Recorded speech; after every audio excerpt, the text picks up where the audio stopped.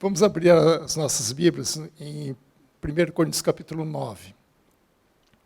Eu vou inicialmente ler até o versículo 15, mas nós vamos até o fim, porque na verdade é um assunto só, é um pouco extenso, eu sei disso, mas ele não dá para trabalhar separadamente, né, porque as duas partes estão interligadas, uma justifica a outra. 1 Coríntios capítulo 9. Não sou eu, porventura, livre? Não sou apóstolo? Não vi Jesus, nosso Senhor? Acaso não sois frutos do meu trabalho no Senhor? Se não sou apóstolo para outrem, certamente o sou para vós outros, porque sois o selo do meu apostolado no Senhor. A minha defesa perante os que me interpelam é esta: não temos nós o direito de comer e beber? E também de o fazermos acompanhar de uma mulher irmã, como fazem os demais apóstolos e os irmãos do Senhor e Cefas? Ou somente eu e Barnabé não temos direito de trabalhar? Quem jamais vai à guerra à sua própria custa? Quem planta a vinha e não come do seu fruto? Ou quem apacenta o rebanho e não se alimenta do leite do rebanho? Porventura, falo isso como homem ou também não diz a lei? Porque na lei de Moisés está escrito: não atarás a boca ao boi quando pisa o trigo. Acaso é com bois que Deus se preocupa? Ou é seguramente por nós que ele o diz? Certamente é por nós que está escrito, pois o que lavra cumpre fazê-lo com esperança, e o que pisa o trigo faz-o na esperança de receber a parte que lhe é devida. Se nós vos semeamos as coisas espirituais, será muito recolhemos de vós bens materiais? Se outros participam desse direito sobre vós, não o temos nós em maior medida? Entretanto, não usamos desse direito, antes suportamos tudo para não criarmos qualquer obstáculo ao Evangelho de Cristo. Não sabeis vós que os prestam serviço sagrado no próprio templo se alimenta? E quem serve ao altar, do altar tira o seu sustento? Ou ordenou também o Senhor aos que pregam o Evangelho que vivam do Evangelho? Eu, porém, não me tenho servido de nenhuma dessas coisas, e não escrevo isso para que assim se faça comigo, porque melhor me fora morrer antes que alguém me anule esta glória. É um texto bastante interessante, né? Mas ele é bastante controverso, ainda mais um pastor falando. O texto, na verdade, é uma continuação do capítulo 8. É um segundo argumento do capítulo 8. Aparentemente, a gente olha as coisas, parece que não tem muita conexão, mas tem. Então, quem não assistiu hoje de manhã, quem está nos assistindo essa noite, mas não escutou a mensagem da manhã, eu recomendo que o faça, porque eles têm uma ligação, né? Todo o argumento de Paulo começa no capítulo 6, versículo 12. Né? É o princípio que ele está usando para discutir alguns problemas que estavam acontecendo em Corinto. E o 6,12 diz: todas as coisas me são lícitas, mas nem todas convêm. Esse é o princípio que ele está partindo. O capítulo 7, 8, 9, 10, até o capítulo 10, ele vai usar esse princípio aqui. Então, a grande questão que Paulo vem trazendo aqui, né, que está em questão, é quando é que devo exercer a minha liberdade cristã e quando devo abrir mão dela. Esse é o problema que está descrito. Isso não só no capítulo 9, mas também no capítulo 8.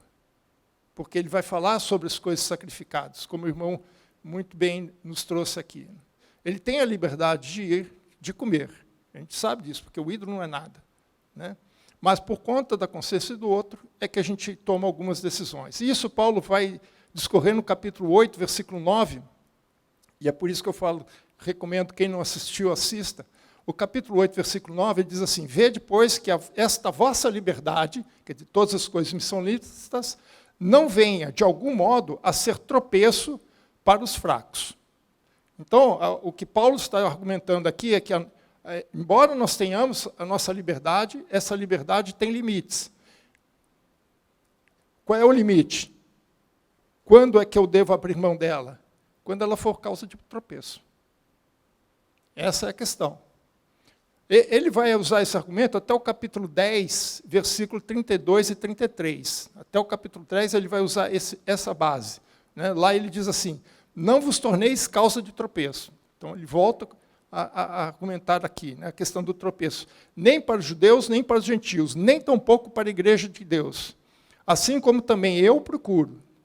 E isso é interessante, que na teologia prática, Paulo sempre traz ele como exemplo. Né? Assim também como eu procuro, em tudo, ser agradável a todos, não buscando o meu próprio interesse, mas o de muitos, para que sejam salvos. Então, a questão aqui é, se o exercício da nossa liberdade cristã for causa de tropeço para alguém, então não convém, mesmo que essa liberdade, esse direito é lícito. É isso que Paulo está argumentando. Então, não é uma questão de legalismo, né? É uma questão de conduta. A questão toda é essa de conduta. E o que estava acontecendo em Corinto é que eles estavam pensando apenas na sua liberdade, sem se preocupar com as consequências e o que essa liberdade, o que essa atitude poderiam causar em terceiros. Naquele que é o companheiro, naquele que é irmão da igreja, na sociedade em volta. Né? Então, o que Paulo vai trazer aqui é exatamente isso. Cuidado com... Não é só a questão de você ser cristão ou não, é questão de você também se conduzir como cristão. Como diz o ditado, a mulher de César não basta ser honesta, ela também tem que parecer honesta. Né?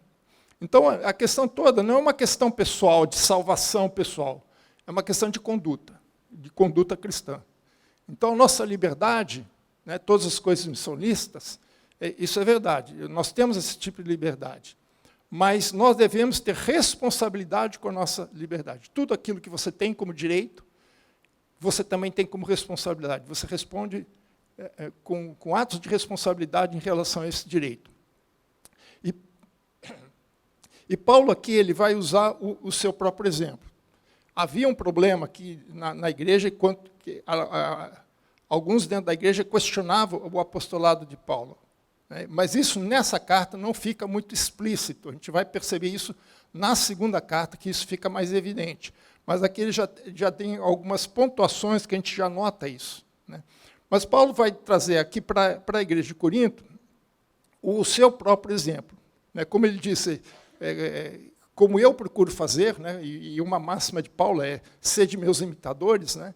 Então ele vai mostrar aqui agora um direito que ele tem, que é lícito, ele comprova esse direito, mas ele vai dizer por que ele abriu a mão desse direito. Então, no versículo 1 e 2, né, ele começa isso. Não sou eu, porventura, livre, não sou apóstolo, não vi Jesus, nosso Senhor, acaso não sois frutos do meu trabalho no Senhor? Se não sou apóstolo para outro, certamente eu sou para vós, porque vós sois o selo do meu apostolado no Senhor. O que ele vai dizer aqui é que de um direito que ele tem de ser sustentado pela igreja. Então, é um direito que ele tem. E ele vai usar 4 argumentos. O primeiro argumento que ele vai usar é exatamente esse. Se eu sou apóstolo e os outros apóstolos têm esse direito, então eu também tenho esse direito. Né? Ou seja, se os outros apóstolos têm um direito, ele também tem. Isso é chamado de isonomia. Né? Se 2 pessoas numa empresa têm a mesma função, o mesmo cargo, então os 2 recebem o mesmo salário, pelo menos o salário básico. E a gente sabe aí que tem questões de promoção, outras coisas mais. O salário básico de 2 funcionários no mesmo cargo, na mesma função, são iguais. Isso chama-se isonomia. Então, o que Paulo está argumentando aqui, eu sou apóstolo. Né? É isso que ele vai argumentar. E os outros também são apóstolos. Então, se eles têm, eu também tenho. Então, ele diz assim, eu sou livre. Começa assim, eu sou livre. Vocês não estão dizendo que vocês são livres para fazer o que quiser? Eu também sou livre. Como vocês. Nós não temos diferença. Então, ele está perguntando, se eu não tenho a mesma liberdade que vocês têm, de fazer o que eu quiser, como vocês estão argumentando? É uma pergunta retórica. A resposta já é implícita, né? Que sim. Né?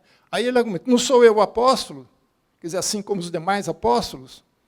Alguém pode dizer, possivelmente aqui o pessoal está argumentando que havia gente que questionava o seu apostolado. Né? Aí ele falou assim, olha, mesmo que outra pessoa questione isso, vocês não têm o direito de questionar isso, porque vocês são o selo do meu apostolado. Né? O que significa selo do apostolado? Um selo é aquele que atesta a autenticidade. Então, assim, se vocês têm dúvida que eu sou apóstolo, então olhe para vocês mesmos, vocês comprovam que eu sou apóstolo. Porque essa igreja foi montada por mim, vocês me conhecem. E era uma igreja relativamente recente, não tinha muito tempo. Né? E de lá ele foi para Éfeso, onde ele está respondendo essas perguntas. Então, é uma igreja nova que foi ele que plantou. Então, as pessoas não podiam dizer que não. Então, vocês mesmos são provas do meu apostolado. Então, se os outros questionarem, vocês não têm esse direito. Ou seja, parafraseando Paulo, é assim, vocês são o selo vivo que prova a todos, né, que sou um autêntico apóstolo. Essa é a primeira premissa que ele faz. Agora ele vai usar a segunda premissa, da isonomia. Versículo 3 a 6. Em minha defesa, olha só o que ele fala, em minha defesa, aos que me interpelam, ou seja, aqui a gente já começa a notar que alguém estava questionando a ele sobre isso. Né? Alguém dentro da igreja estava querendo evitar que a igreja sustentasse Paulo. Por interesse. Depois, na segunda carta, que a gente vai perceber isso com mais clareza. Então, a minha defesa a essas pessoas é esta. Não temos o direito de comer e beber? Não temos esse direito de ser sustentado, de comer e beber? Você acha que nós vamos viver de quê? De vento? Você acha que nós vamos viver de... a minha sogra, que era espanhola, ela falava de confônfio. É uma expressão espanhola, né? Você diz nada. Não, nós somos gente também, nós temos direito de comer e beber. Aí ele continua, e também nos fazemos acompanhar de uma mulher cristã, como faz os demais apóstolos, os irmãos de Senhor e Cefas. Mulher, irmã, é esposa. Que a palavra mulher em grego é a mesma para esposa, não tem duas, é uma só. Então, quando ele fala mulher, irmã, ele está dizendo a esposa. Sabe o que ele está dizendo aqui, irmãos? Além de os apóstolos, os irmãos de Jesus e Cefas, além de terem o seu sustento pago pela igreja, a família também era sustentada pela igreja. Não era só eles, a família também. Então, a esposa que acompanhava também era sustentada pela igreja.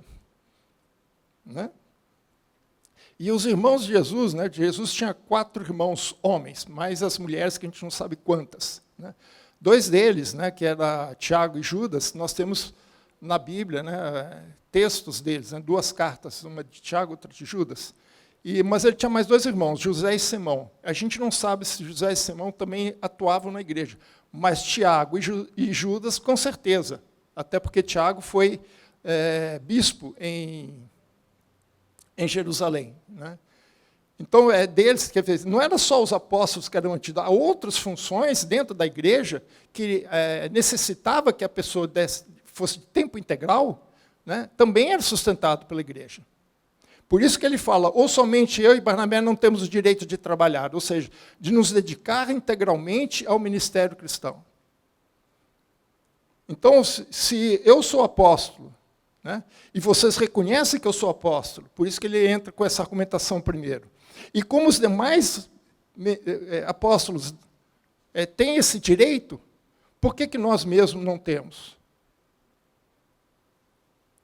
Isso é o direito da isonomia. Se eles têm, nós também temos. O segundo argumento que ele vai usar aqui é o reconhecimento da própria sociedade. A própria sociedade reconhece esse direito. E é interessante que ele, no versículo 7, ele diz assim, quem jamais vai à guerra à sua própria custa? Ou seja, um soldado, ele não vai para a guerra pagando as suas necessidades de guerra. Hoje, existe, dentro dos exércitos, né, existe uma unidade chamada unidade logística, e Campinas tem uma dessas unidades, que é responsável justamente para manter o soldado em guerra. Ele que leva o mantimento, ele que leva, se for necessário, coisas hospitalares, remédios, munição. Eles são responsáveis, isso é logística. O soldado não vai ficar voltando, vamos parar a guerra, agora nós vamos comer, vamos passar numa lanchonete, um self-service. Né? Então, ninguém vai à guerra nessas condições. Né? Depois ele fala, quem planta uma vinha e não come do seu fruto? Ninguém planta uma vinha só por plantar. Porque eu gosto, acho bonito. Por quê? Para você ter uma vinha, você tem que ter um campo, você tem que ter um espaço.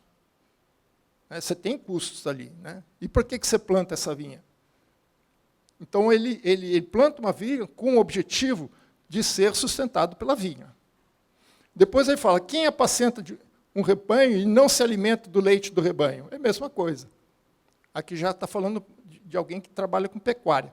O que eu vejo aqui interessante, que Paulo usa, não sei se foi esse motivo ou não, mas para mim foi interessante esses 3 exemplos, porque ele fala 3 categorias de profissionais. O soldado, ele representa, para mim, o assalariado, porque ele é pago para isso. Ele recebe para isso, ele recebe para ir para a guerra. Porque ele precisa se manter. Se ele não for mantido na guerra, ele precisa se manter. Como é que ele vai fazer? Ele não pode trabalhar, porque ele está na guerra. Então, alguém tem que pagar para ele. Então, isso, para mim, é um assalariado. O vinhateiro é o proprietário, é o empresário, porque é ele que planta a vinha. Ele não recolhe os uvas, ele planta a vinha. Então, ele tem que ter o campo e ele que planta. Quem planta é o proprietário. Né? O funcionário não planta vinha para o seu chefe. Pode ser que fisicamente, né? Mas aqui é nesse sentido. Então, nós temos o soldado que é o assalariado e o vinhateiro que é o proprietário. E nessa linha, o pastor aqui é um escravo, é um servo do Senhor, porque ele está trabalhando para o outro. E veja que ele fala assim, que ele se alimenta do leite, ele não se alimenta do rebanho. E provavelmente aqui ou é cabra ou é vaca, né? Um dos dois. Né? Lá nessa região é muito comum também a carne de cabra, o leite de cabra. Né? Então nós temos 3 profissionais aqui, o assalariado, o proprietário e o escravo. E o que Paulo está dizendo assim, todas as 3 classes, independentemente de qualquer classe, todas elas trabalhando têm um direito, até o escravo, até o servo. Então, a sociedade reconhece que quem trabalha merece ser recompensado pelo serviço que faz. E ele está falando da sociedade normal, não está falando de sociedade especial. Está falando do mundo aí afora, faz isso. Certo? Então, a sociedade reconhece o direito do profissional, do trabalhador, do seu salário. Só que ele vai mais longe. Versículo 8. Porventura falo isso como homens ou não diz também a lei? Ou seja, o direito de isonomia, se eu sou apóstolo, os outros têm, eu também tenho. O direito que a sociedade reconhece, mas um direito que a própria Bíblia, a própria Escritura, a lei estabelece. A lei de Moisés também estabelecia esse direito. Veja o versículo 9.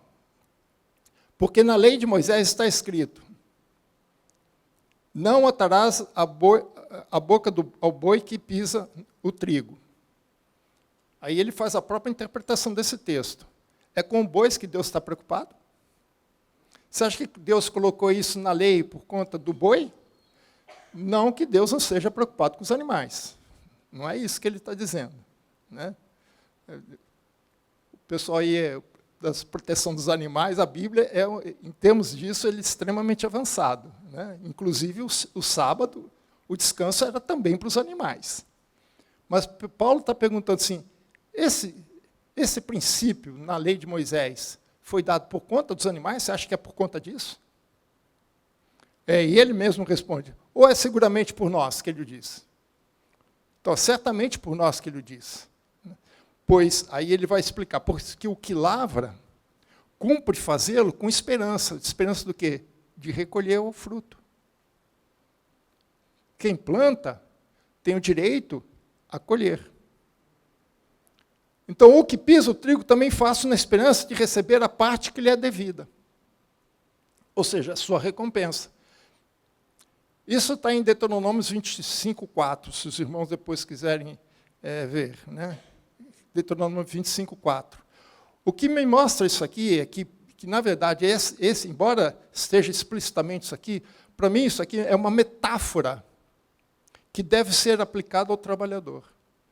Então, quando fala do boi que trabalha, né, ele, na verdade, Moisés, né, Deus está dizendo uma metáfora, ele não está sendo literal. O boi representa o trabalhador. O pisar o trigo representa o trabalho desse trabalhador. E não atar a boca significa não permitir que ele se alimente daquilo que ele está fazendo.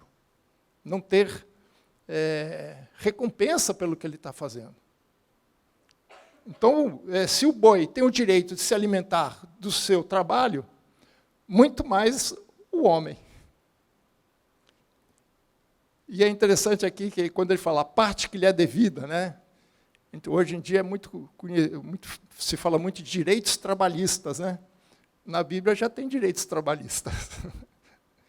A Bíblia é muito mais avançada nas leis trabalhistas, direitos trabalhistas, que muitas leis modernas, né? Mas ele não para por aí. Versículo 11 e 12. Se nós vos semeamos as coisas espirituais, será muito recolhermos de vós bens materiais. Se outros, veja que ele está argumentando, se outros, e é isso que possivelmente estava acontecendo ali, se outros participam desse direito sobre vós, ou seja, possivelmente, né, a gente pode inferir com uma certa tranquilidade, que havia pessoas dentro da igreja de Corinto que estavam sendo sustentadas pela igreja. E que possivelmente as pessoas estavam querendo que a igreja não ajudasse Paulo para sobrar mais dinheiro para eles. Aqui não fica muito claro, mas em outras ficam. Se outros participam desse direito sobre vós, não temos nós, em maior medida, porque foi ele que plantou aquela igreja. Foi ele que estava lá. Foi ele que desceu de Atenas, né, na Europa, foi até Corinto e começou a pregar em Corinto. Agora ele diz assim, entretanto, não usamos desse direito. Essa é a argumentação, por que ele abre mão desse direito na segunda parte.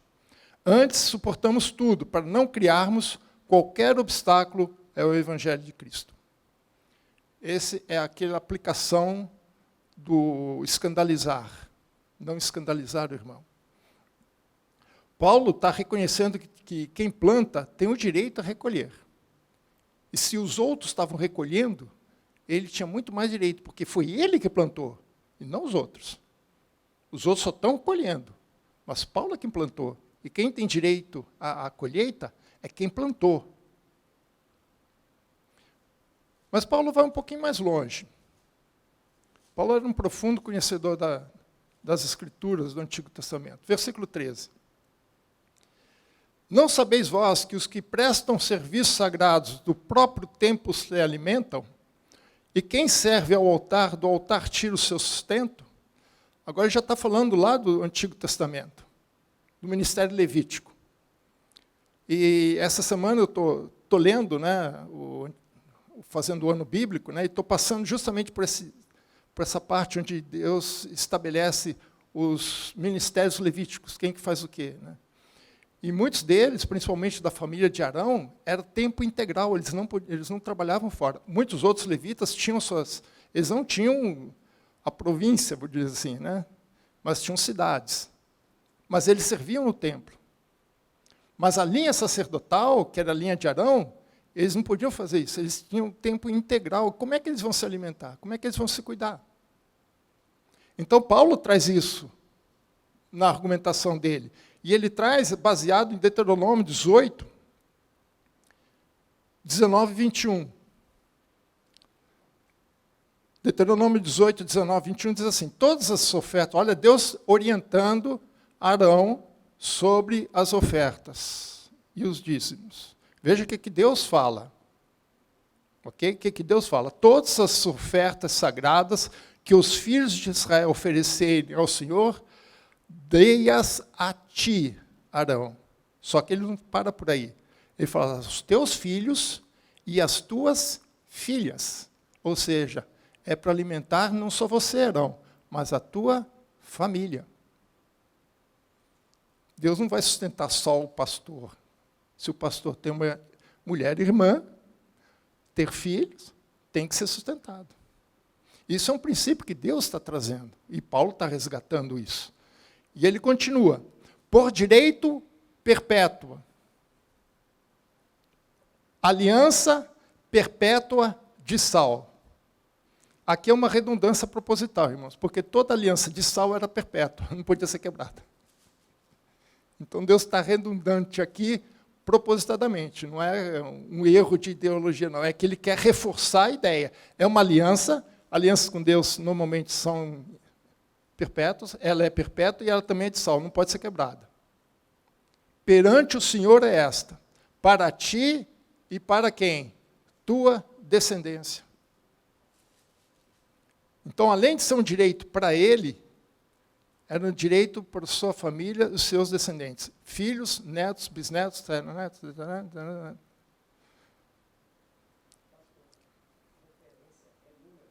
É números. Então, anotei aqui. Números 18, 19, desculpa. É números. É que, às vezes, no digitar...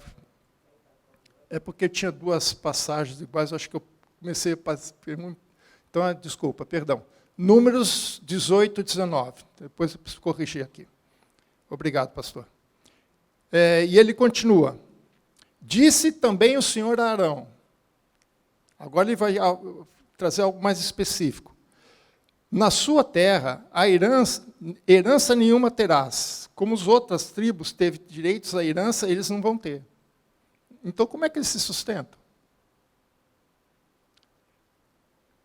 E no meio deles, nenhuma porção terás.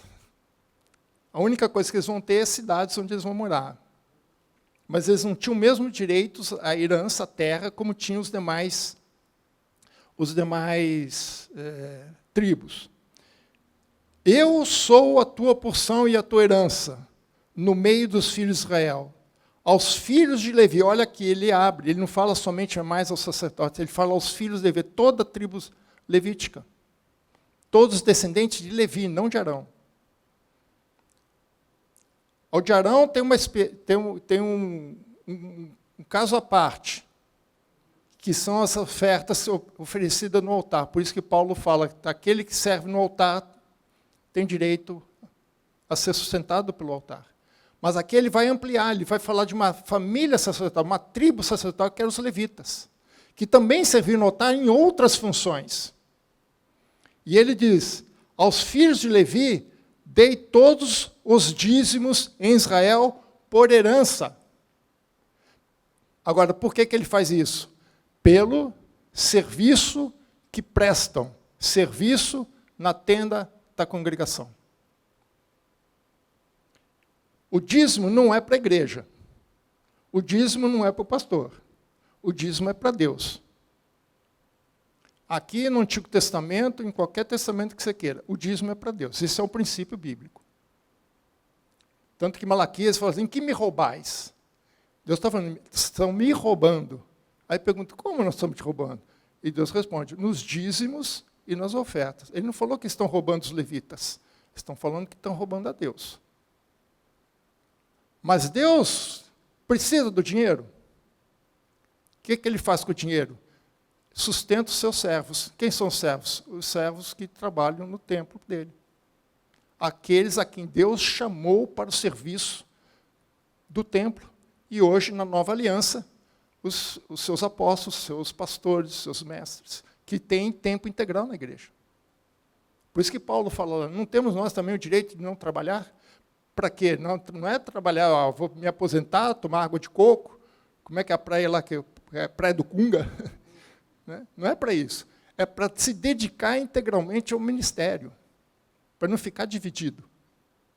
Como nós estudamos lá, quando falo do homem casado, que tem que se preocupar com as coisas do Senhor e as coisas da casa. Então está dizendo assim, olha, eu dei os dízimos é meu. Agora, o que eu faço é problema meu. O que eu vou fazer com ele? Eu vou entregar aqueles a quem eu chamei para o ministério, que é a tribo de Levi. Então, a eles, o dinheiro tem que ser entregue. Entrega-se no templo e lá é feita a divisão entre as tribos. O que Paulo está argumentando é o seguinte: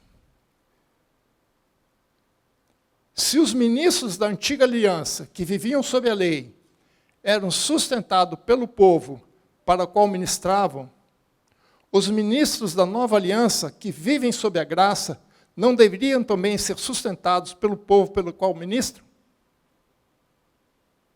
Se lá já era reconhecido isso, e já é feito isso, por que agora não? Se a lei estabelece esse princípio para a antiga aliança, por que vocês acham que isso não é válido na nova aliança? Se a lei estabelecia isso, por que a graça também não estabelece? Essa é a argumentação de Paulo. Por isso que ele fala, a lei não diz isso?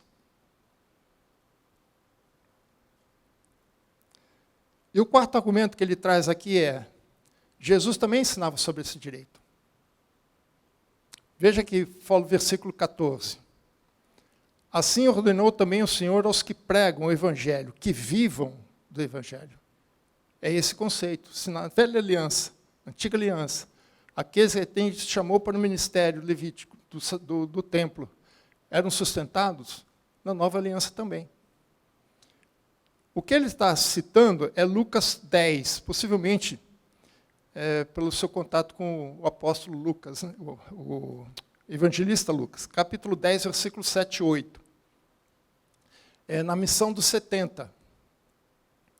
Quando Jesus fala assim, permanecei na mesma casa, ele manda os 70 em uma missão, né? Vai permanecer na mesma casa, comendo e bebendo do que eles tiverem. Agora veja a argumentação que Jesus está dizendo. Porque digno é o trabalhador do seu salário. Então, o próprio Jesus estabelece esse princípio. Não andeis de mudar de casa em casa. Quando entrardes numa cidade e ali vos receberes, comei dos que vos foi oferecido. Esse princípio que Jesus traz aqui, porque digno é o trabalhador do seu salário, Paulo vai usar esse mesmo argumento na primeira carta de Timóteo, quando ele dá instruções a Timóteo sobre o ministro da palavra. Inclusive ele fala, e de duplicada honra o bom obreiro, o que se afadiga na palavra. E duplicada honra, irmãos, é um salário dobrado, porque honra e honorário têm a mesma raiz em grego, né? Então, esse é um princípio que Jesus também estabeleceu. Então, veja, ele está usando 4 princípios, 4 argumentos que estabelecem que ele tem o direito a ser sustentado pelo ministério, ele tem o direito ao sustento. Então, primeiro, pela isonomia. Se os outros apóstolos tinham esse direito, ele era apóstolo, ele também tinha direito. A sociedade reconhecia. A lei estabelecia, e Jesus também ensinava. Então não tem argumento. Eu tenho direito, morreu o assunto. Portanto, Paulo tinha o direito de receber o sustento da igreja de Corinto. Mas ele escolheu abrir mão desse direito a fim de alcançar um objetivo maior. É isso que ele vai argumentar na segunda parte do texto. E de uma forma indireta, ele está dizendo para a igreja de Corinto que se ele abriu mão de um direito legítimo que ele tinha como apóstolo, os demais membros da igreja de Corinto, os coríntios, deveriam também agir do mesmo modo, abrindo mão de algumas coisas em benefício de algo maior. Como foi exposto hoje de manhã. Eu tenho direito de comer a carne? Tenho. Mas Paulo diz, se isso for escandalizar meu irmão, eu vou virar vegetariano, pelo menos para ele. Pelo menos na frente dele eu não como. Né? Paulo vai usar esse argumento nesse mesmo texto. Então, por que Paulo recusa? Né? Veja o versículo 15. Eu, porém, não me tenho servido destas coisas, desses direitos, ou seja, direito a comer e beber, direito a uma mulher cristã, esposa cristã, ser acompanhado por uma esposa cristã, e parar de trabalhar por conta do ministério. Ele fala assim, eu tenho aberto mão desse direito. Dessas coisas. E não escrevo isso para que se façam assim comigo. Porque melhor me fora morrer antes que alguém me anule essa glória. Alguns pastores, infelizmente, são poucos, né? Deveriam ler esse texto de novo, de vez em quando, né? Porque alguns pastores parecem ao contrário, né? Então, o que Paulo queria, Paulo não queria que os seus leitores pensassem que se tratava de alguma indireta sobre o assunto, como às vezes a gente vê alguns pastores fazendo, né? E também alguns acusando. Nessa semana passada eu vi, não vou falar o nome, mas os irmãos já sabem quem é, a presidente de um partido, dizendo que se o candidato do partido dela vencer, ele vai tirar vários direitos da igreja. Isso está gravado. Inclusive isenção de impostos, coisa e tal. Ela disse mais ou menos o seguinte: as igrejas vão pagar imposto como se fosse uma empresa normal. E a justificativa que ela deu, que eu acho esdrúxula, mas ela deu, foi o salário dos pastores. Porque a gente sabe, irmãos, que alguns pastores realmente abusam um pouco da coisa, mas é a absoluta minoria. A maioria dos pastores, há algum tempo atrás, eu fiz um levantamento, um estudo, né? Eu precisei fazer um estudo sobre o Ministério Pastoral no Brasil, e a CEPAL fez um levantamento estatístico e descobriu que o salário médio do pastor brasileiro é 3 salários mínimos. Ou seja, se tem pastor ganhando 10 salários mínimos, tem pastores ganhando 1 salário mínimo. E tem muitos pastores que precisam trabalhar fora para ser sustentado, porque a igreja não tem condição. Só que ela, olhando, que é algo que ela não tem direito, porque isso é um problema intracorpore, como eles dizem, é dentro da igreja, o problema é nosso, não é dela. A política não tem que interferir na política trabalhista ou salarial da igreja. Ela não tem esse direito, embora eu reconheça que alguns desses pastores abusam. Mas ela quer interferir por conta dessas pessoas. E ela quer cortar tudo. A gente sabe que existem outras razões, né? Essa não é a primeira razão. Mas o que, no fundo, que eu cheguei à conclusão é que ela, querendo matar a pulga, ela mata o cachorro. Querendo acabar com a pulga, né? Em vez de tratar a pulga, não, mata o cachorro que pronto, não tem mais pulga. É o que ela está querendo fazer. E o seu candidato já falou que também vai enquadrar a igreja. Já falou mais de uma vez. Que vai enquadrar a igreja. Falando assim, ó, a igreja vai ser obrigada a fazer isso, isso, isso, só vai poder falar isso, isso, isso, isso. A igreja tem que entrar em oração aí, irmãos. Bom, o Paulo continua, né?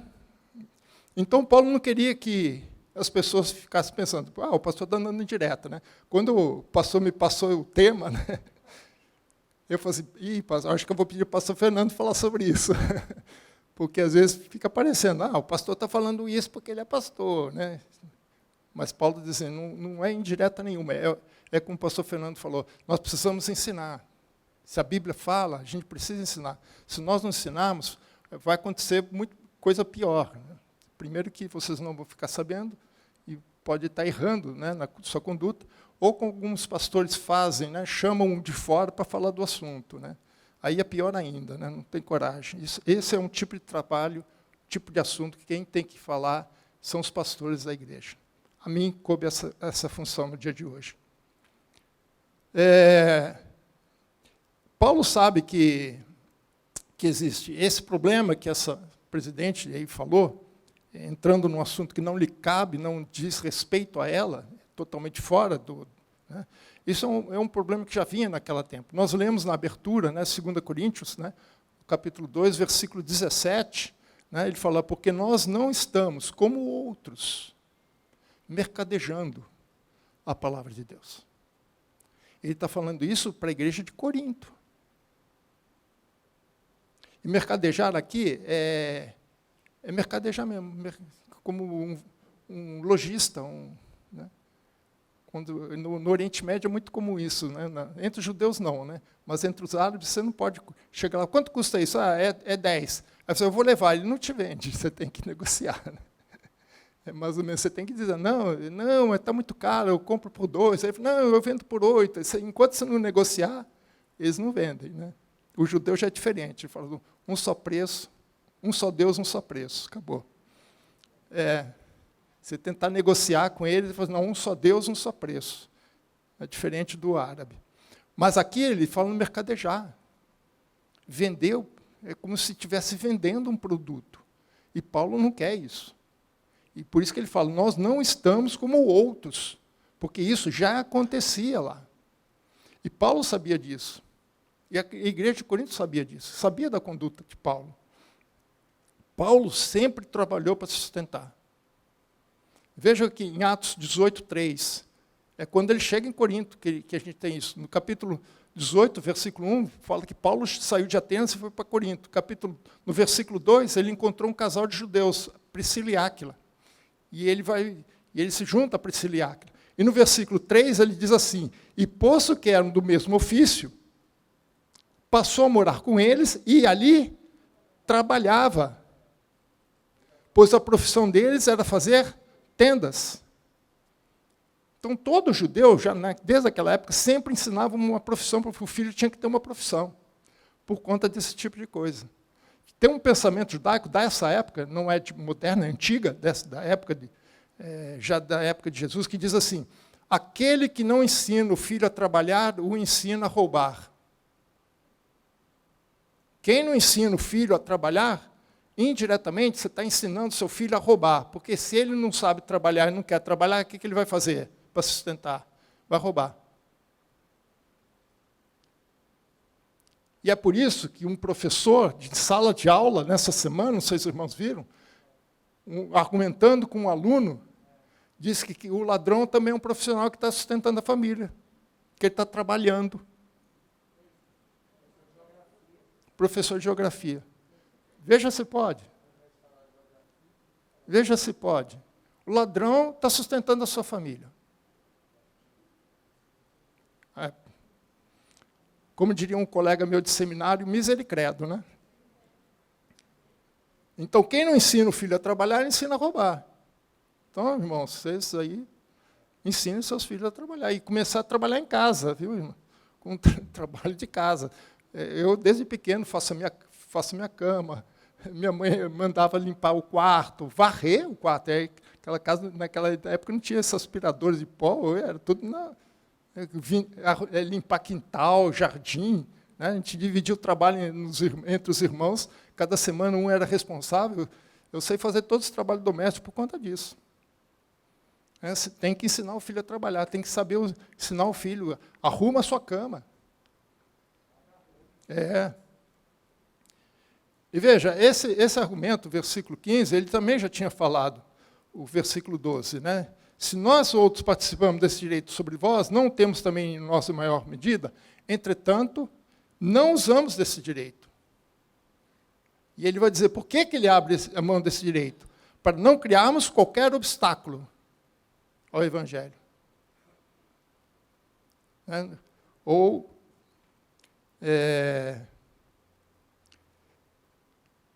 a palavra que usou no texto da manhã, né, é causar escândalo. Pessoal, não importa. Você falar que é pastor, o pessoal vai achar que você tem um salário de 50 mil reais, viu? Infelizmente. Né? O pessoal tem todo profissional tem direito a um bom salário. Todos, mesmo esses aí dessa outra linha, da esquerda, estão procurando salários melhores. Né? Mas o pastor não pode. O pastor tem que ganhar salário mínimo e se tanto. Né? Tem que andar com carro velho, roupa usada. Né? Ele não fala do médico, quanto o médico ganha, quanto os outros profissionais ganham, né? Mas o pastor não pode ganhar bem. Lógico que existem exageros, mas exagero, felizmente, é exceção. E ele vai dar 3 motivos pelo qual ele abre mão disso. Primeiro motivo, versículo 16. Se eu anuncio o Evangelho, não tenho de me gloriar, pois sobre mim pesa essa obrigação. Para ele, era uma obrigação, era um mandato de Deus. Porque ai de mim, se não pregar o Evangelho. Então, Paulo não queria crédito para ele próprio. Ele sabia que ele tinha um comissionamento. Mas ele sabia que todos os resultados não era dele. O mérito não era dele. Ele já tinha sido comissionado para isso, chamado para isso. Aí no versículo 17, 18, ele diz assim: se faço isso de vontade, tenho galardão, tenho recompensa. E se faço constrangido, ou seja, por obrigação, então é responsabilidade dispenseira que me foi confiada. Quer dizer, de qualquer maneira, ele tem que cumprir. Agora, como é que você vai cumprir? Ele prefere de livre vontade. Nesse caso, qual é o meu galardão? Qual é a minha recompensa? Agora sim que ele vai argumentar. Né? É que, evangelizando, proponha de graça o evangelho, para não me valer do direito que ela me dá. Ou seja, de graça aqui, né, não é da graça, é de graça, gratuitamente. Ele oferece gratuitamente, para ninguém ficar pensando, você está falando isso só para ganhar dinheiro. Prejudicando o evangelho. Então, para ele, o evangelho era a coisa mais importante. Era mais importante que o seu próprio sustento. Ele confiava que Deus ia fazer o seu sustento. Mas ele não ficou reclamando assim, Deus, eu estou sem comida, e agora, o que eu faço? Como o povo de Israel, eu estou lendo justamente essa parte, né, o povo de Israel reclamando de comida, né, não tem água, não tem isso. Não, e o que ele faz? Não tem problema não, vão trabalhar, vão fazer tenda. Até que chegou uma oferta para ele da cidade de Filipos, aí ele parou. Então, Paulo pregava de graça o evangelho da graça. Não, de graça recebeis, de graça dais, é isso que ele fez. Ele tomou isso um princípio para ele. Ele tinha o direito de ser sustentado? Tinha. Ele tinha o direito de pedir a contribuição? Tinha. Mas ele preferiu abrir mão para que o evangelho brilhasse e que nada o impedisse na pregação do evangelho. Não tivesse, eu não vou falar isso, eu sei que alguns fazem isso, né, infelizmente, porque senão vai constranger não sei quem, porque o dízimo dele é alto, vamos perder gente, e aí começa a enfraquecer o evangelho. E Paulo falou assim, prefiro passar fome, e depois ele fala isso lá em Filipenses, né, do que fazer qualquer coisa que prejudique o evangelho. Então, Paulo abre mão dos seus direitos para que o evangelho seja pregado de forma plena, na forma que ela deve ser pregada, sem subterfúgios. E esse é o segundo motivo. Né? Versículo 19 e 23. Porque, sendo livre de todos, fiz-me escravo de todos, a fim de ganhar o maior número possível. Procedi para com os judeus como judeus, a fim de ganhar os judeus. Para os que vivem sob o regime da lei, como se eu mesmo assim vivesse, para ganhar os que vivem debaixo da lei, embora não esteja eu debaixo da lei. Aos sem lei, como se eu mesmo fosse, não estando sem lei para com Deus, mas debaixo da lei de Cristo, para ganhar os que vivem fora do regime da lei. Fiz-me fraco para com os fracos, com o fim de ganhar os fracos. Fiz-me para com todos, fiz tudo para com todos, com o fim de, por todos os modos, ganhar alguns, salvar alguns. Tudo faço por causa do Evangelho, com o fim de me tornar cooperador com ele. Ou seja, eu sou livre, eu posso fazer o que eu quiser, eu não estou preso.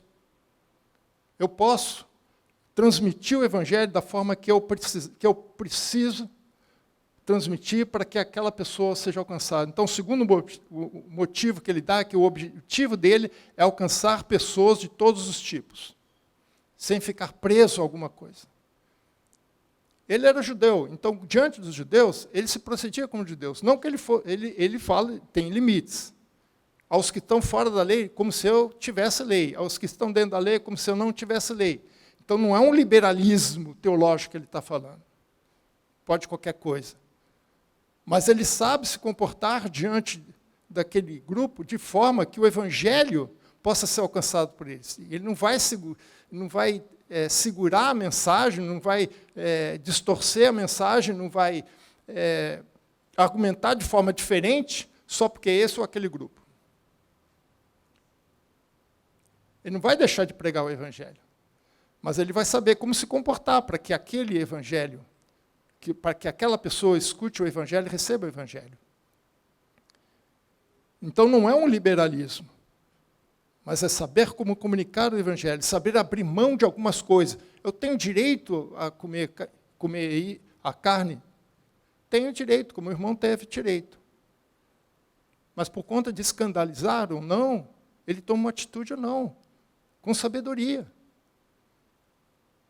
Já pensou se o irmão chegasse para o... Eu não sei qual linha de budista que ele é, tem vários, eu não sei se é shintoísta, possivelmente, do Japão, né? Já pensou, não vou comer porque você dedicou isso aqui ao Buda, senão é que não é indiano, né? Já pensou que situação, constrangimento? Perdeu a ligação que tinha a pessoa. Perdeu a oportunidade de levar o evangelho. O que ele fez? Ok, você se dedicou tamanho, então vou te dedicar também. Orou, agradeceu a Deus, como ele mesmo disse, está vivo até hoje. Mas usou de sabedoria. É isso que o Paulo está falando, irmãos. Saber usar de sabedoria, não abrir mão, porque... É isso que Paulo está dizendo. Então, Paulo, pelo fato de Paulo ser livre, Paulo podia servir aos outros e colocar de lado os seus próprios direitos por amor a essas pessoas, para que elas ouvissem o Evangelho e elas fossem alcançadas pelo Evangelho. Lembre que o Evangelho em primeiro lugar. Por essa razão, ele podia comunicar o Evangelho para cada tipo de pessoa, de modo a ser compreendido por todos.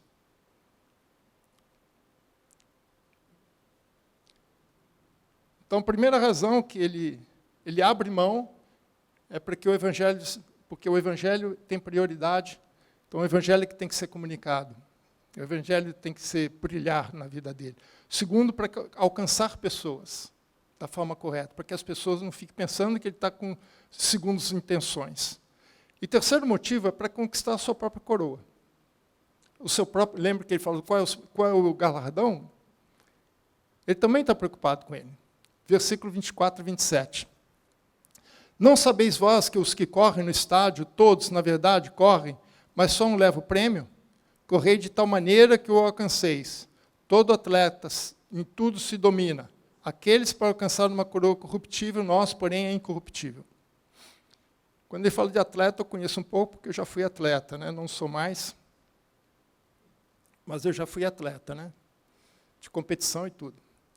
E o atleta é isso mesmo, a gente tem que se dedicar, às vezes a gente tem que abrir mão de algumas coisas, alguns que são legítimos, né? Não, ele está usando atletas aqui por uma razão simples, irmãos, porque em Corinto tinha jogos chamados istmicos, que era equivalente aos Jogos Olímpicos da época. Tinha algumas competições um pouco diferentes, coisa e tal, mas eram basicamente muito parecido em termos de competições. E uma competição que é histórica, né, é a corrida, é a mais famosa de todas, até hoje, né, maratona e coisa e tal.